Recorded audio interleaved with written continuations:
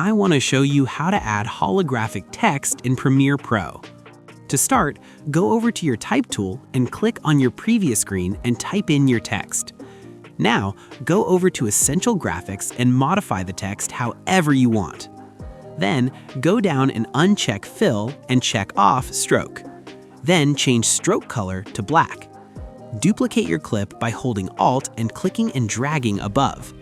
Then select the duplicate clip and go over to Essential Graphics and click on your text. Now go down and uncheck Stroke and check off the Fill. Then choose a color you want for your hologram. Under Effects, find V-Blinds and add it to your top text layer. Now go to Effect Controls, go to Venetian and modify Transition Completion to 30%, Direction to 90, and Width to 8. Duplicate your top text layer again, then go over to Effects and find Gaussian Blur and add it to the top clip. Now go back to Effect Controls and change the value of Blur to 30. Let's solve together. Put your like and subscribe.